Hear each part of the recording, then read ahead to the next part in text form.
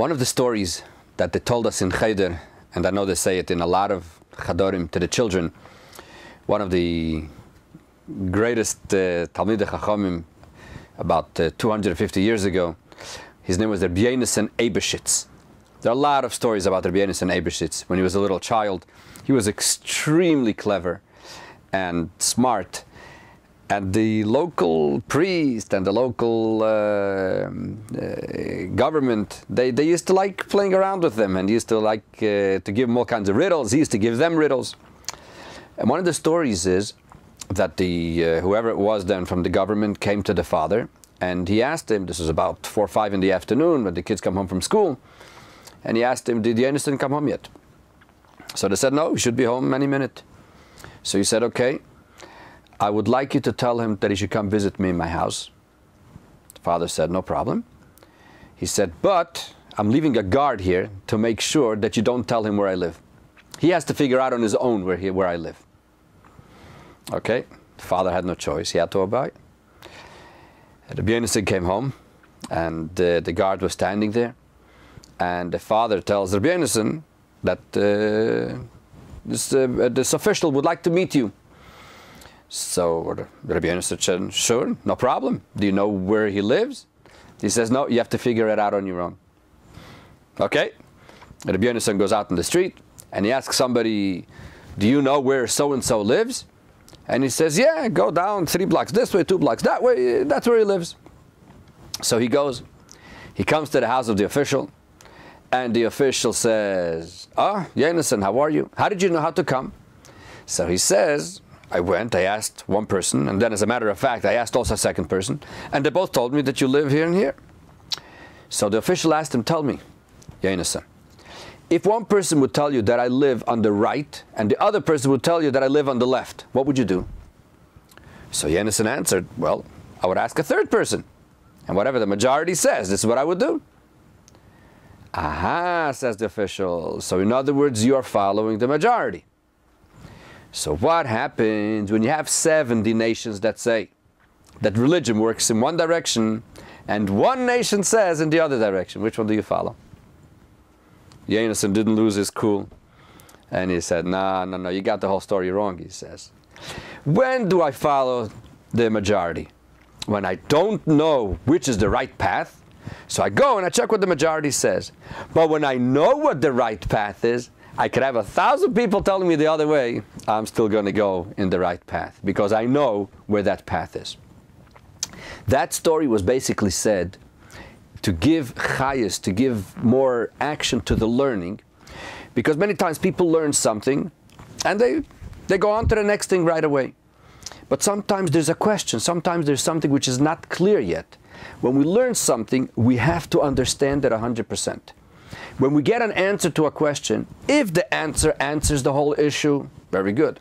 But if it doesn't, we have to continue going. And believe it or not, there are certain issues in Torah that may have 6, 7, 10 answers. And sometimes each one has a question. So we have to continue to toil until we find an answer where, now we have the whole issue very, very clearly. It's very interesting when it comes to Chanukah. There's a very famous question, which is called the question of the Bais Yoseph. We're soon going to discuss the question, what the question is. But the beautiful part about it is that to this question, there are hundreds and hundreds of answers. As a matter of fact, I'm holding here a sefer called Neir Lameya, which means a light for 100. Over here, he brings 100 answers to the question of the Bais Yoseph. I heard that there's another book that has 500 answers. Reb Chaim Brisker, who was, as we discussed many times in the shiurim, he was one of the greatest sages in our generation. He passed away only 25, 30 years ago. And he is the editor of Encyclopedia Talmudis. We're going to be quoting him soon. So he says that there is no number to the amount of answers that there is to this question. And there are many stories about this that people used to say about the Reb Chaim Brisker when it comes to the kush of the Bais Yoseph. So we're going to discuss today the concept of Chanukah. Now we're going to see that there's a few issues with Chanukah. We will discuss the concept of the oil. What was actually the miracle of the oil? And we're going to see something unbelievable, a revolutionary idea, how the Rebbe explains what was the miracle of Chanukah. So let's go directly into our sources. This is all based on Likutei Sichos, volume 15, Chelik Tes Vav, pages 183 through page 190. So, in source number 1, we're going to start off with the source of Chanukah. We're going to try to figure out what is this miracle of Chanukah. So let's go straight to the Gemara. Says the Gemara in Shabbos, Daf Chof Aleph Amud Aleph. I'm not going to go now into the whole thing why there is no special Masechta for Chanukah. Every Yom Tov has a Masechta. Purim, Pesach, there's Masechta Megillah, there's Masechta Psachim, Rosh Hashanah, Yom, Sukkah. Every Yom Tov has a Masechta. Why doesn't Chanukah have a Masechta? But that's another issue which we're not going to be discussing today. But we will bring the Gemara that discusses what is Chanukah. And the Gemara says as follows. The Gemara in Shabbos Daf Chaf Aleph, because the Gemara over there discusses what can you and can't you use for the lights, for the candles of Shabbos. And therefore the Gemara goes into Chanukah also, because Chanukah is also candles, lights, etc. Says the Gemara, my Chanukah, what is Chanukah? And the Gemara says the whole thing, and then the Gemara says these words. When the Yevanim, when the Greeks went into the Beis HaMikdash, they impured all the oil which was in the Beis HaMikdash. And when the house of Chashmonai, of the kingdom of Chashmonai, they went to war with them and won against the Greeks, but good, they checked. They only found one little jug of oil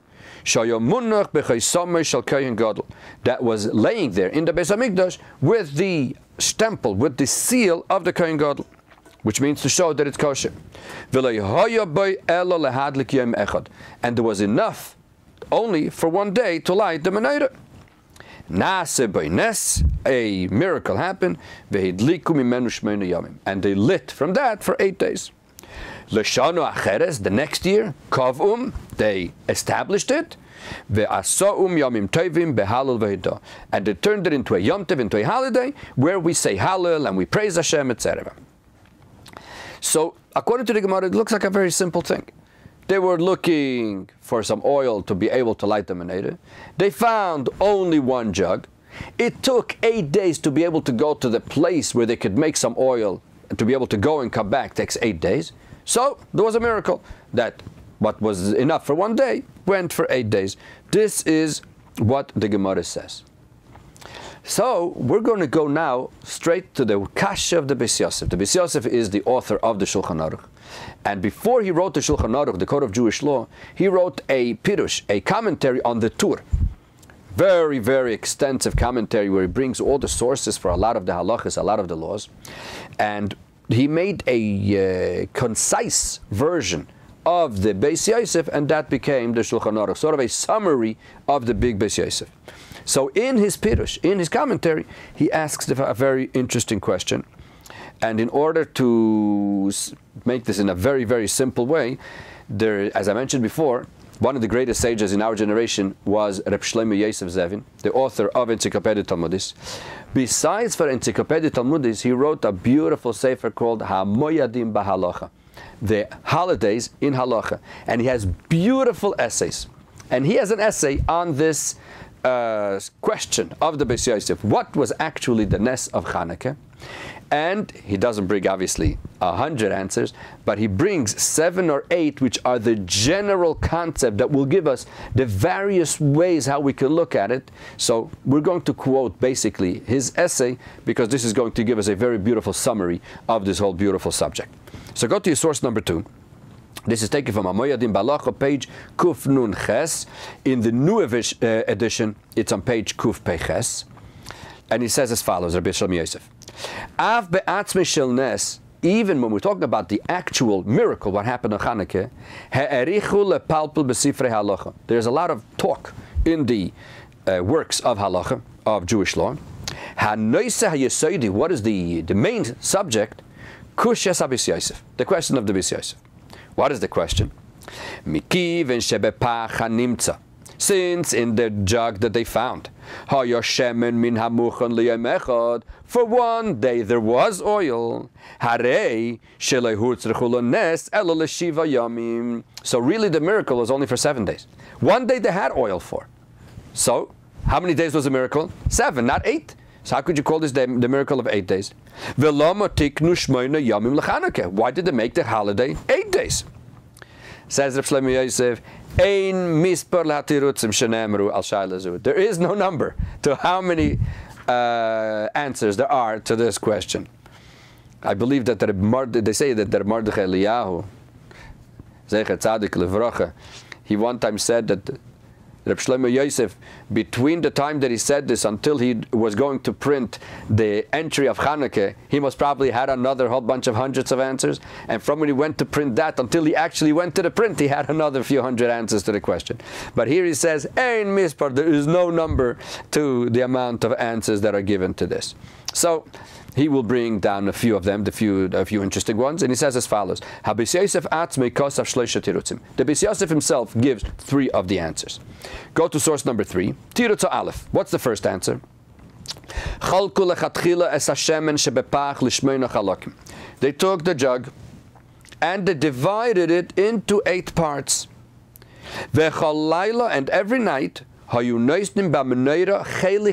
every night they used to put in an eighth of whatever they found. But that was enough until the morning. V'nimtza comes out that every single night you had a miracle. Why? Because every night they only put an eighth of what really they found, and if an eighth goes for the whole night, that's a very big miracle. So that's why we have the Yom Tov for 8 days. And in a parenthesis he brings Rabbi Chaim Yosef, on this question all the Mefarshim ask,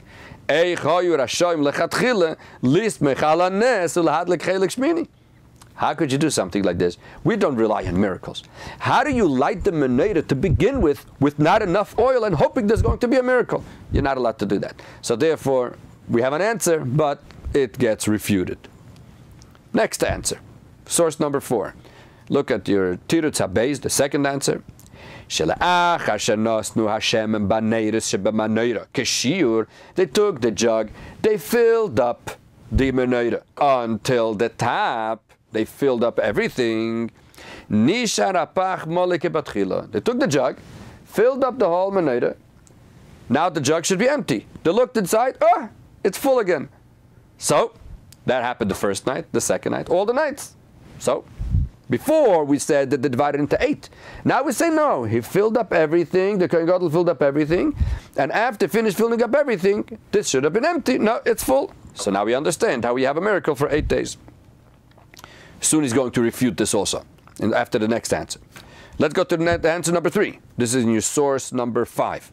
Tirutz HaGimel.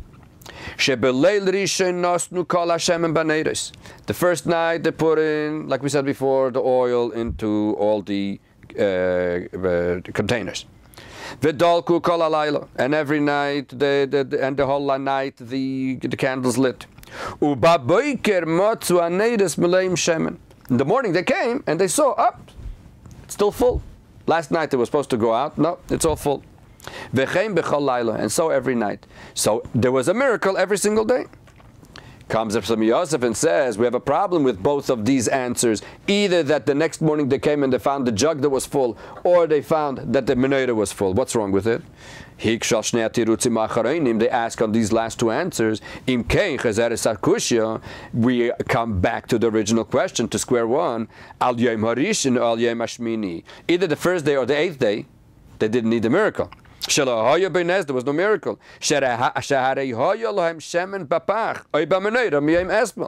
Because they had the oil from yesterday.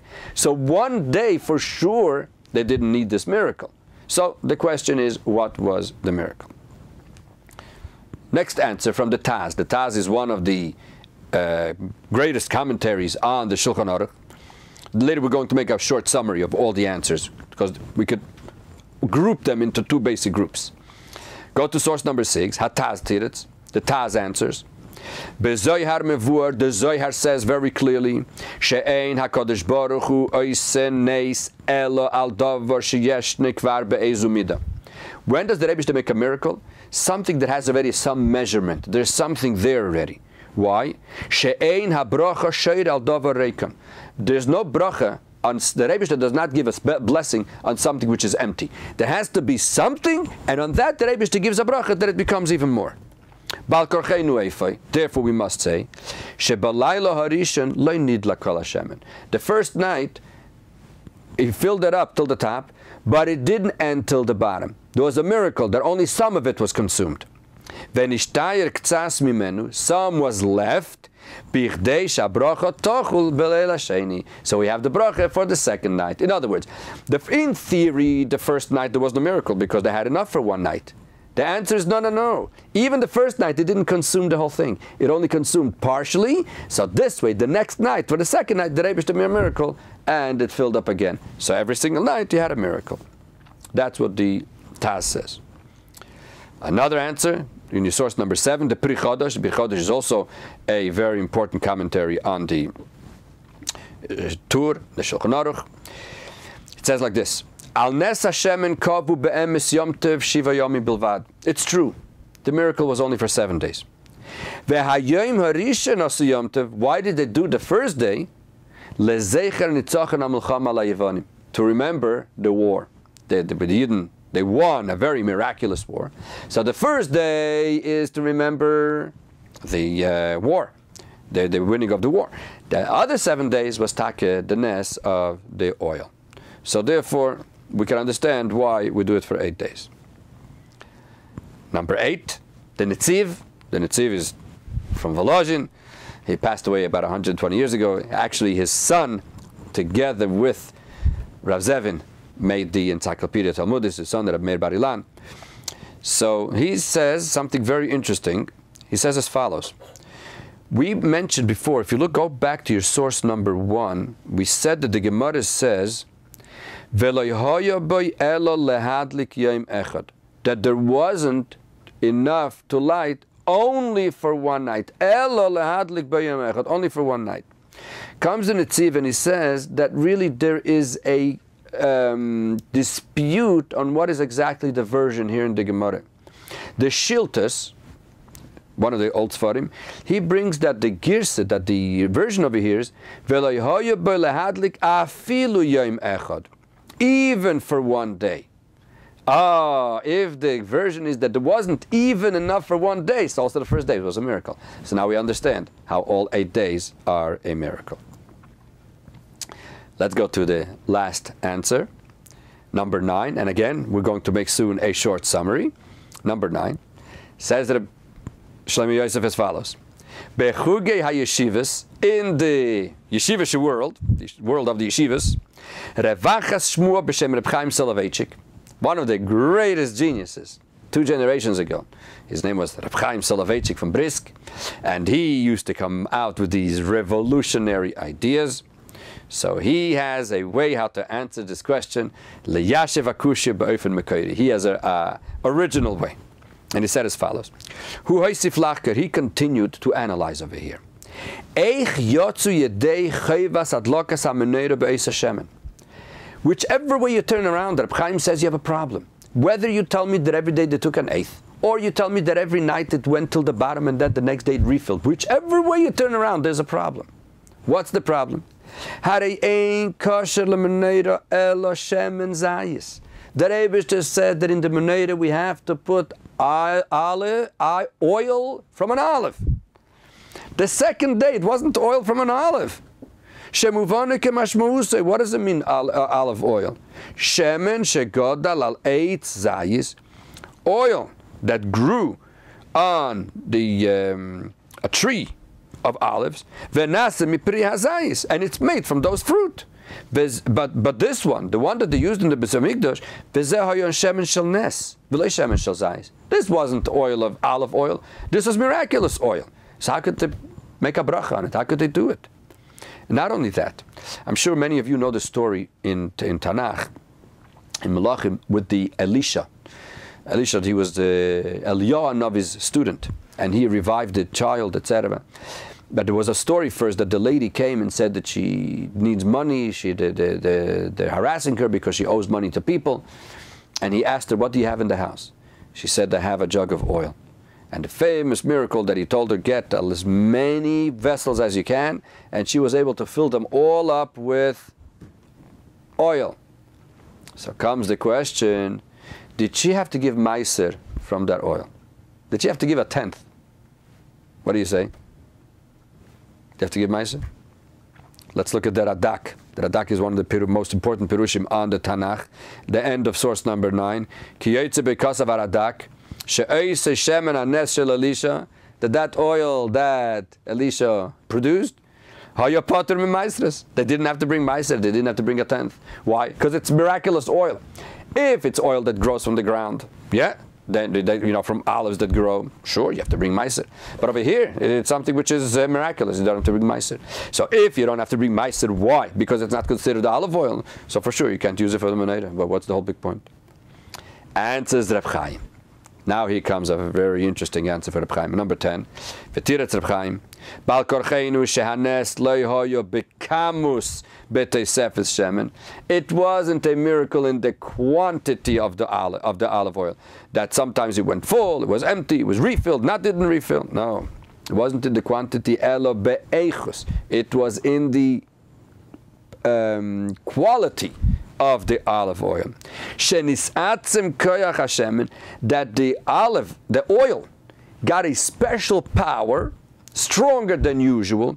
If usually a jug like this goes for a night, the oil of Chanukah was able to do this much in 8 nights, because even an eighth was enough for a night. So the oil was a stronger type of oil.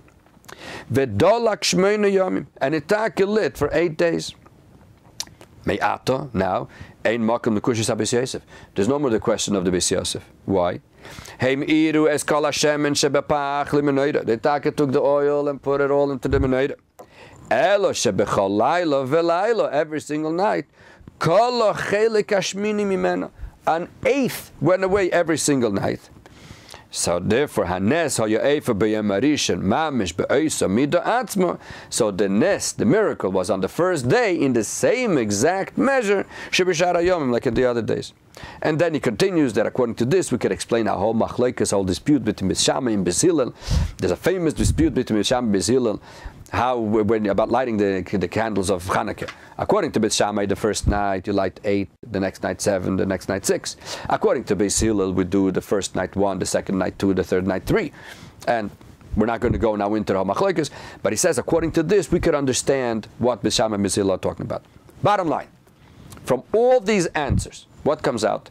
That we can group all these answers, and not only the ones that Reb Chaim Brisker brings over here, but even the ones from the other Sfarim, that either they're saying that the miracle was in the quantity of the oil, which means they emptied, let's say they emptied the jug and then they found that it was refilled, or the oil was consumed from the menorah and the next morning it refilled. In other words, they got back the same quantity they would have lost.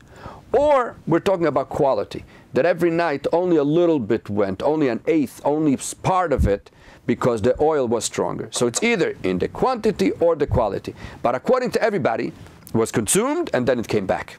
Or it was consumed gradually. So comes the Rebbe in Likutei Sichos Chelik Tezvav, and the Rebbe is going to ask a very, very strong question, either way you turn around. According to the ones that say that every day it refilled, in other words, this concept in quantity, so you have the question that Reb Chaim asked. What did Reb Chaim ask? That the next night when it refilled, it wasn't olive oil. What was it? Miraculous oil. It's not kosher for the menorah. The menorah, the Rebbe says he wants olive oil. According to the ones that say that it wasn't the quality, just like Reb Chaim, there's a very, very strong question on Reb Chaim. What's the question? Go to your source number 11. Why can't we say that every night only an eighth was consumed? Source number 11, Arashi in Parsha Tetzavi, right in the beginning of the Parsha. The Rebbe says to Moshe Rabbeinu, Ve'ata Tetzaves b'nei Yisrael, command the Yidden, Ve'yikchu elecha shemen, they should bring you oil for the menorah. What should you do with this oil? Aaron HaKohen should prepare it every single night in front of the Eibishter, from the evening till the morning. What does it mean from the evening till the morning? Me'erev ad boker. Says Rashi, Me'erev ad boker, 10 la midasa. When you fill up the menorah, you have to fill it up with the correct measurement, that enough that it should go from the evening until the morning. How much is that? Says Rashi, the Chachamim measured it, that it's chatzi loig leleile teves haruchim, that the longest nights are in the month of Teves after Chanukah. And how much do you need? A half of a lug. That was a certain measurement those days. Therefore, you have to put into the menorah a minimum of a chatzi lug, of a half a lug. So we see very clearly that in order to fulfill the mitzvah correctly, you have to fill up the menorah. According to Reb Chaim, the second night, it wasn't filled up. It was missing an eighth. So they weren't mekayim what it says here, that you have to put in enough oil me'erev ad boker. Even though we know that the oil is stronger, but we have to put a chatzi lug. Let's continue and go to number 12. There's another Rashi in Parsha Emoir, Perik Chavdalet Pasuk Gimel. Again over there, the Rebbe tells Moshe Rabbeinu that I want you to tell the Yidden that they should bring you oil for the menorah. And over there also again the Torah says, Ya'arech Eisei Aaron me'erev ad boker, that Aaron should prepare it from the evening till the morning. Says Rashi, what does it mean, Ya'arech Eisei, you should prepare it, you should set it up? Says Rashi, Aricha hareuyo lemidas kol halaylo. It should be a preparation that should be enough for the whole night. B'shiur Chachamim, the Chachamim measured that how much is this? Chatzi loig lechol neir v'neir. A half a lug for each one of the neidos. Behein kedai af leleile tekufas teves, and these are long enough even for the long nights of the middle of the winter of the month of Teves. And Rashi adds over here, umidazu hukva Allah. This was a measurement that was set up. You couldn't change it.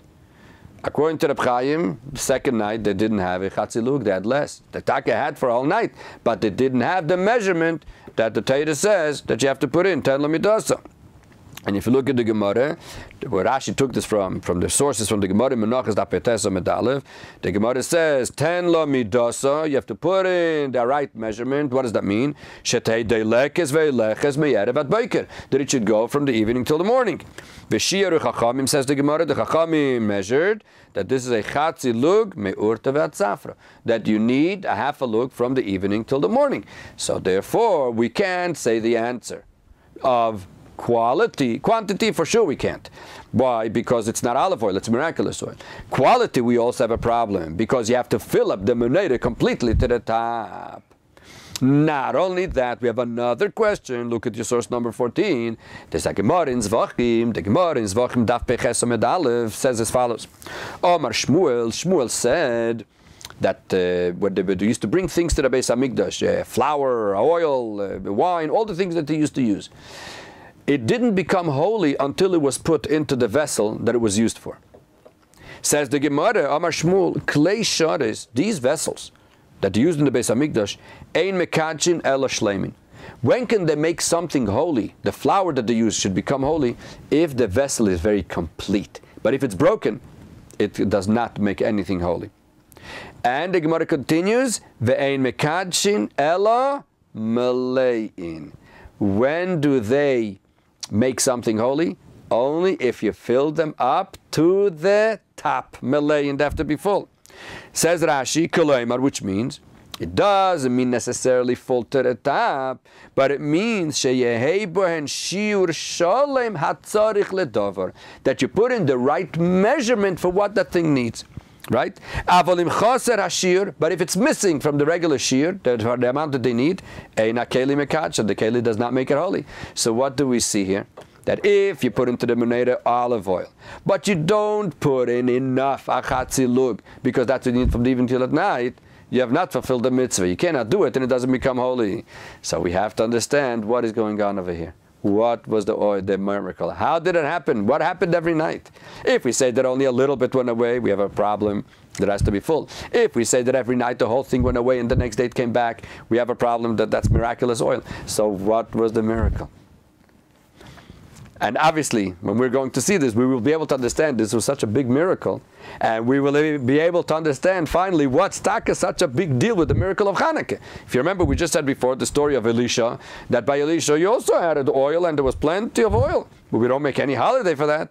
All of a sudden, when it comes to the Beis Hamikdash, oh, we make such a big Yom Tov, Chanukah, everybody lights a menorah. Why?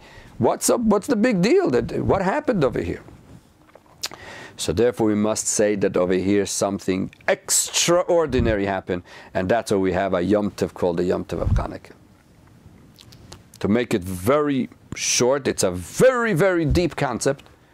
It's discussed in Chassidus all over the place. The story of Chanukah was a miracle. There are two types of miracles. There are regular miracles, all the miracles.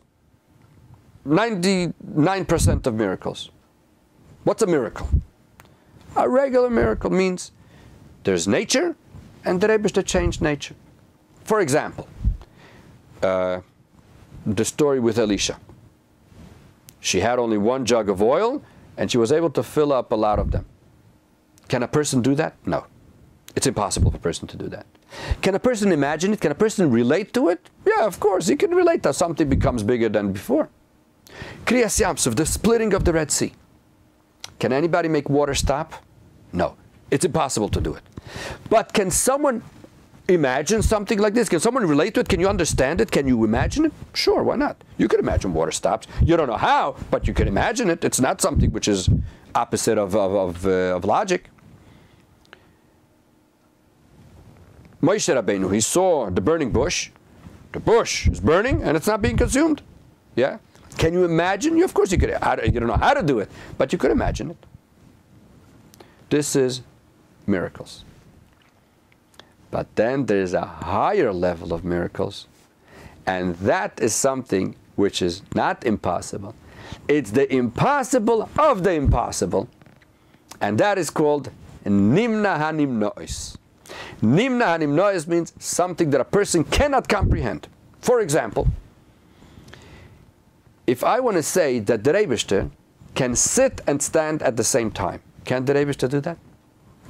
Can the Rebbe sit and stand at the same time? Yeah, the Rebbe could do everything. Can a person understand in his wildest dream sitting and standing at the same time? No, he can't. This is something that the brain just cannot understand it. So what's a bigger miracle? The regular miracles that a person can imagine, or a miracle which is the impossible of the impossible? Of course, Nimna HaNimnois is the top. And we're going to see something very interesting, a big machlokes between the philosophers and the Rashba about this subject. Let's give a look into the source number 15. The source number 15, this is from the statement. We're going to see something amazing here soon.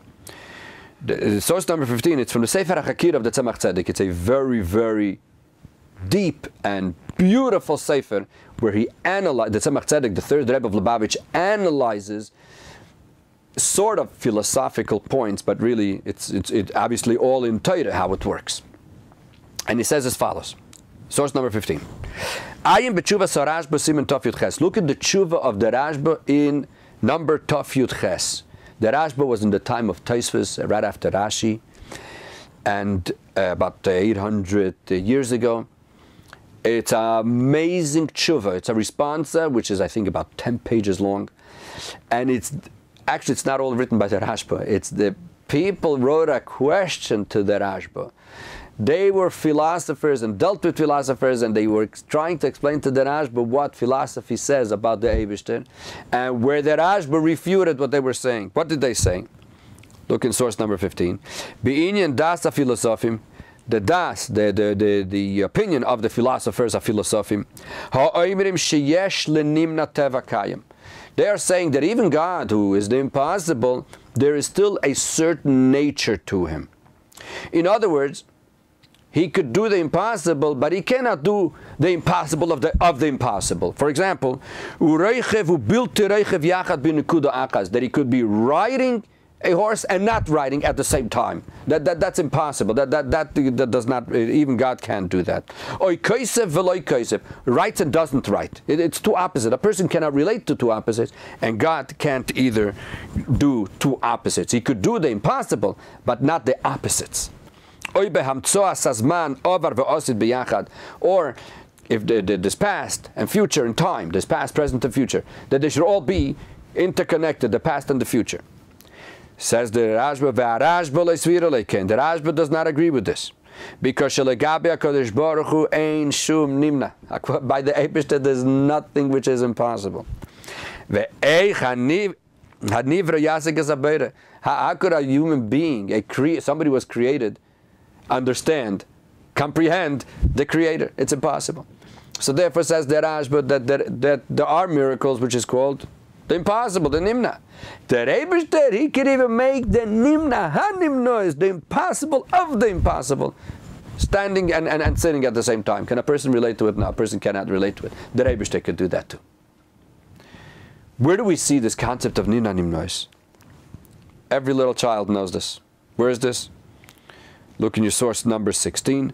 This is the famous concept which is called Makim ha'aron eina min amida. The place of the Aron, the ark in the Kodesh HaKadoshim, in the Bais HaMikdash, the ark that had in it the luchos, did not take up any space. What does that mean? Before we go into the Gemara, I'll just explain it briefly. The Kodesh HaKadoshim, the holiest of holy, was 20 amos wide. When you took the Kodesh HaKadoshim, let's say that this is 20 amos over here, the Aron was 2.5 amos. So when you measured from one corner to the other corner, you had 20 amos. When you measured from one side of the Aron to the corner, and the other side of the Aron to the corner, each side had 10 amos. The place of the Aron did not take up any place, even though the Aron was 2.5 amos. But when you measured from corner to corner, you had 20. When you measured from corner to the beginning of the Aron, you had 10. When you measured from the beginning of the Aron to the other side, you also had 10. In other words, the place of the Aron took place and didn't take place at the same time. And this was nimna hanimnois. This is something that only the Eibishter could do, and this is what we had in the Kodesh HaKadoshim. Look in your source number 16. The Gemara in Yuma Daf Chafalef Amidalef, the Gemara says, Asara nisim nasu b'mikdash. There were 10 miracles that were in the Bais HaMikdash. And the Gemara says the same 10 miracles as we learn in Pirkei Avos in the Peirik Hey, in the 5th chapter. The 10 famous miracles that were happening in the Bais HaMikdash. Says the Gemara, V'su leka, there are no others. V'ha'amar Reb Levi says, Dover zeh maseires beyodeinu me'abeseinu. This concept is something that we received from our parents, from our tradition, that Makim Aron eina min amida, that the place of the Aron does not take any place. This is the biggest miracle of all the other miracles. How come it's not enumerated in the 10 miracles? Answers the Gemara, Nisi de Beroi Kachashiv. The miracles from the outside that everybody was able to see, that the Mishnah does say. Nisi de Gavoy like Kachashiv. The Nisim of the were inside, that the Gemara doesn't put into the regular Nisim. And obviously, as it is explained all over the place, that because it's not in the same level. The other miracles were impossible. But a person can relate to impossible. This one, this was impossible. That something has a certain measurement and it doesn't take place, that's something impossible of the impossible. Explains the Rebbe that this is what happened over here with Chanukah. What happened over here with the oil? Nimna hanimna is the impossible of the impossible. What happened? Let's look at number 17, and this is the revolution of Chanukah. And according to this, all those questions that we asked are going to be answered.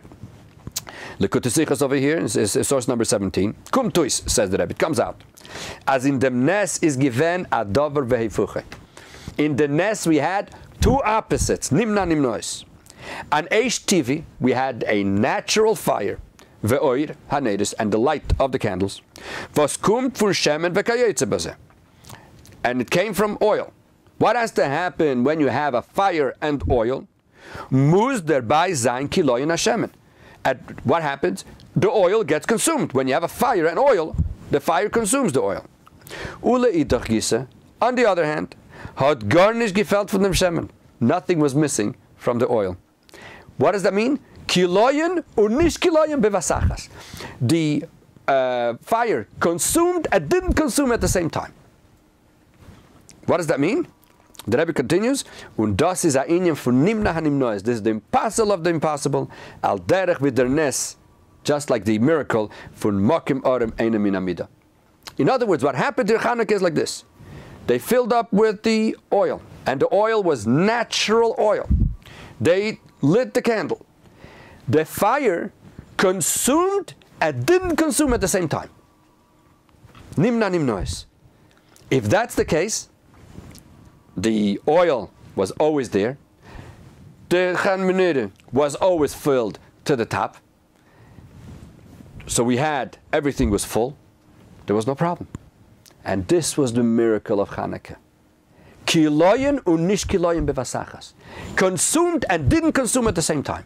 Just like the Aron. They're all in proximity, right? The Aron and the Menorah. So this was the big miracle of Chanukah. And so in other words, the Rebbe made over here, not that the oil became stronger. The Rebbe changed, how does consuming happen? The oil remained oil, kosher oil. But the consuming, the Rebbe changed how it works. Usually consume takes away from the oil. Here it took away and didn't take away at the same time. Why did the Rebbe make such a great miracle for Chanukah? Why? What happened? Oh, now we're going to go to a beautiful Pnei Yeshua and Chacham Tzvi, that they will tell us what happened over here. Go to source number 18. Says the Pnei Yeshua was Reb Yeshua Falk. He was about 300 years ago. He wrote a beautiful pirush on the Gemara. So in our Gemara in Shabbos here, he says as follows. There's a massive question here. Why do we have such a big miracle? If all the Yidden are tummy, if they're all impure, you could do the Avodah in the Beis HaMikdash, you could bring the oil, you could light the Menorah, you could bring Karbanis, you could do everything. Because if everybody's tummy, you could do that.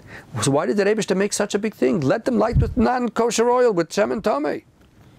Answers, no, says the Pnei Yeshua, lekach nira.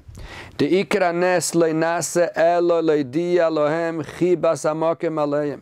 The Rebbe wanted to show his love for the Yidden. Because the Goyim told the Yidden, they wanted the Yidden should make a declaration that they do not believe in the Eibishter, that they're ready to give up on Torah, and the Yidden went to Mesiras Nefesh to give up their life for Torah. That's what the Rebbe made them such a big miracle, that they are the Rebbe's beloved. The Rebbe, how does he show that he's there, but that the Yidden are their beloved? When he makes such a massive miracle, that means that the Rebbe is right here because no one else can even try to do something like that. That shows that the Yidden are beloved. And the same thing we find also for the Chacham Tzvi. Reb Tzvi Ashkenazi, he was also approximately 300 years ago. And he writes this in Pezayin, source number 19. The Rebbe wanted to show his love for the Yidden, and that's why he made them this miracle. Why tak? What did the Yidden do then that they deserved such a miracle? Explains the Rebbe. Look in source number 20. Says the Rebbe, Likutei Sichos Chelik Gimel. The Yidden, when they went and had the war against the Greeks, it was something was above logic. It didn't make any sense. As we say in the davening, Rabim be'ad me'atim, there were many in the hands of a few. Imagine the 5 people go and fight against a whole country. It's not normal. It's something which is beyond logic. So because they went beyond logic, they went with Mesiras Nefesh, giving up their life higher than logic. The Rebbe wanted to show the love that he has for the Yidden. And he showed them a miracle which is way above Seichel. All the other miracles are sort of logic. You can relate to it. This miracle of kiloyin unish kiloyin bevasachas, consuming and not consuming at the same time, that's something logic cannot take. Why? The Rebbe to pay the Yidden back. Because they did against logic to follow the Eibishter, the Rebbe to pay them back to show that he loves them. Not only that, the Rebbe now goes deeper. Look at source number 21. In Sefer HaSichos in Tafshin Nun, page 202, Says the Rebbe, one of the reasons why, what was the miracle with the oil?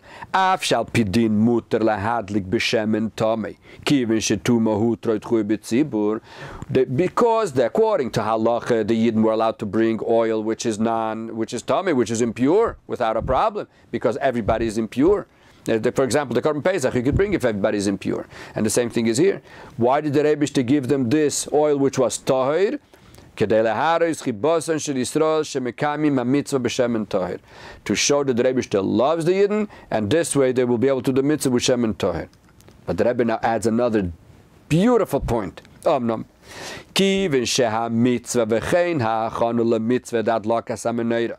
However, since the mitzvah of alighting the menorah has to be in a natural way, that Eibishter gave 613 mitzvahs in this material world, that we should do it naturally. Therefore, gam keshakadosh baruch hu oisenes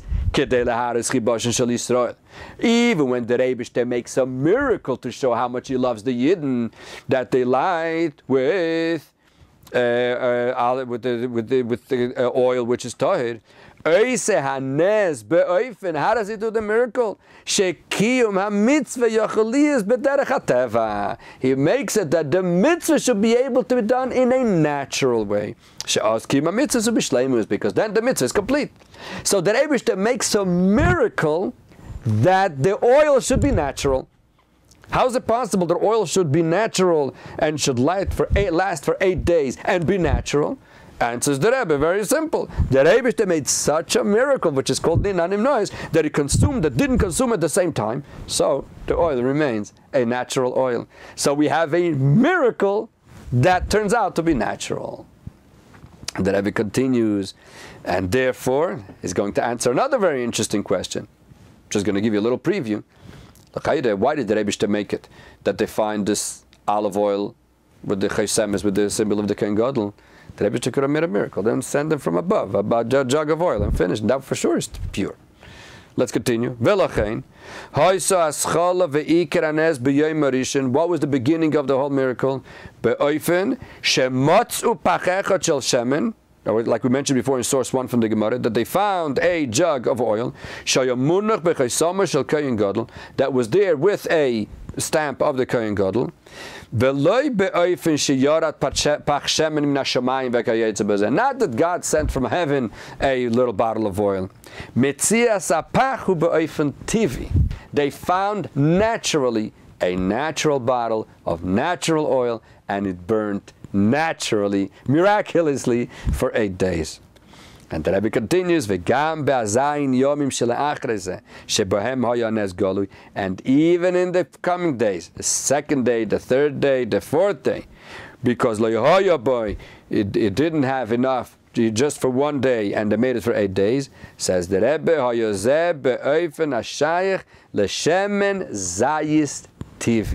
this was all natural olive oil. Because it doesn't make sense that the Rebbe wants to show his love for the Yidden.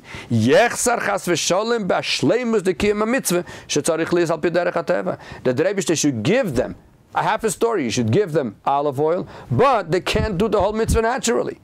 So therefore we must say that this was natural oil.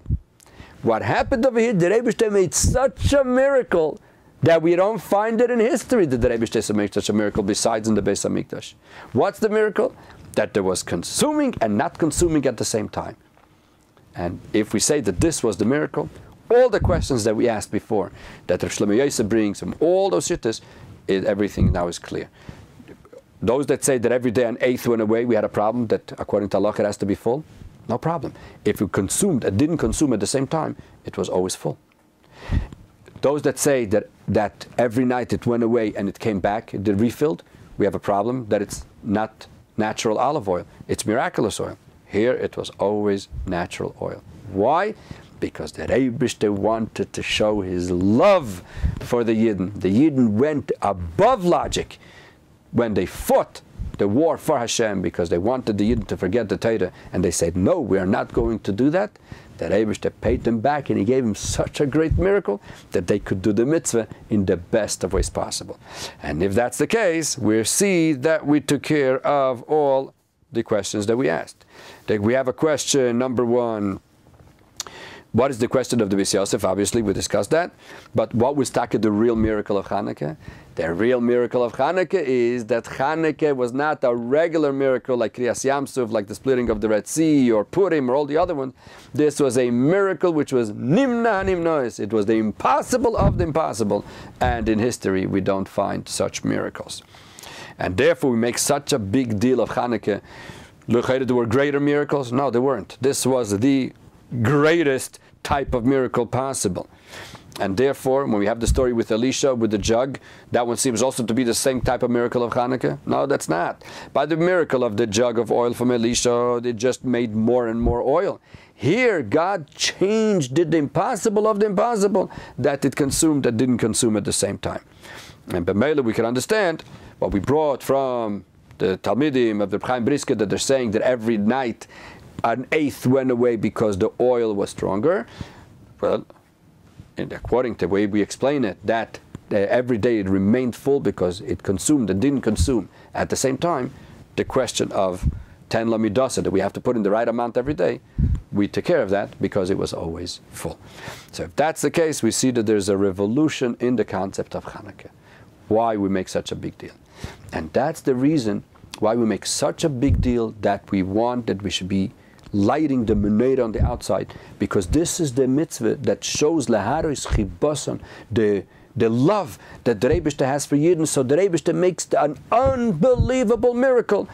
Midah keneged midah, measure against measure. The Yidden go with the Eibishter above logic, because it's not normal what the Yidden do in Golus, that they follow the Eibishter. The world doesn't get it.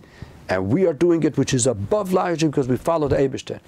And the Rebbe has in that Sichos, I'm not going to go into it right now, beautiful, that these three types of ways of looking at the oil, whether the miracle happened once a day that it refilled, or it happened throughout the day that it gave power into the oil, or that it happened the impossible of the impossible, these are the three types of Mesiras Nefesh that a person has for the Eibishter. A person, the first Mesiras Nefesh is in the morning. He says, Shema Yisrael Hashem Elokeinu Hashem Echad, in the davening, and that usually lasts for the whole day. That's the first type. But then there's another deeper one, that when he goes out to the world and he starts having stumbling blocks and concealments, so then he needs another stronger Mesiras Nefesh. That's the quality. And then when we have the real big issues where we have to go with like bulldozers, like they had in the time of Chanukah, then we know that the Rebbe gives us the powers of Nimna HaNimnois. I know it's another whole subject. It's very interesting how the Rebbe just goes in one thing after another regarding Chanukah. But at least now we can understand what the greatness of the miracle of Chanukah, that it was a Nimna HaNimnois, the impossible of the impossible. The previous Rebbe said, "Medav zach zuhören." We have to listen, was die Lichtelach erzählen, what the lights tell us, and this is what the lights are telling us. The Rebbe loves Yidden, because the Yidden do things which are not normal, so the Rebbe does things for us which are not normal. And just like the Rebbe did miracles for us by Yomim Mohem, we are certain that He's going to do miracles for us, Bizman Hazeh, in this month of Kislev, because this year we are going to be not lighting the menorahs just in our own homes, but in Mitzvah Hashem we're going to have the third Beis HaMikdash, and we're going to see the menorah full with the oil, Teikef Umiyad Mamish. Any questions? Yeah. Was the Bais Yoseph the first one that asked this question? Nobody ever thought of that question before, huh? Well, no, the Bais Yoseph is not the first. In the Sfarim that we have, it seemed like that the Bais Yoseph was one of the first.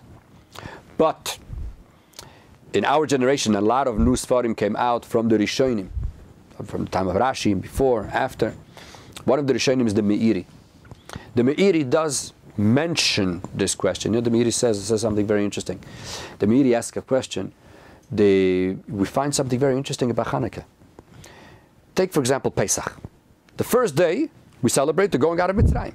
We say Hallel the whole of Pesach, but only the first day, or in Chutz La'aretz, the first 2 days, we say the whole Hallel. The rest of the days, we only say a half a Hallel. because there's another reason why we say the Hallel the other days. But when do we say it? The first day. On Sukkot, we should have said Hallel only the first day. But because every single day they brought different types of karbanos, so that's why we say the whole Hallel. But in theory, it should have been only the first day. Comes Chanukah, we say Hallel every single day, the full Hallel. Why? It's one miracle. So he goes over there and he explains the difference in the first day and the other days, that each day was a miracle. The first day had its miracle, the other day has the other miracles. So we see that the Meiri already also had this issue of the first day and the other days, etc., of exactly how the miracle of Chanukah. So it is discussed in the previous in the Rishonim. But again, what we need to remember is that what we have to learn from Chanukah, we should all go and take part in the public menorahs, which are done. Every single city, every single square has to have a big public menorah to show the world that we are outdoor, laharos chibasan. And definitely through all our efforts, we're going to be zeiche to go to the Beis Hamikdash Hashlishi and see the real menorah, how it's going to be lit, teikef umiyad mamish. And I wish you a happy Chanukah.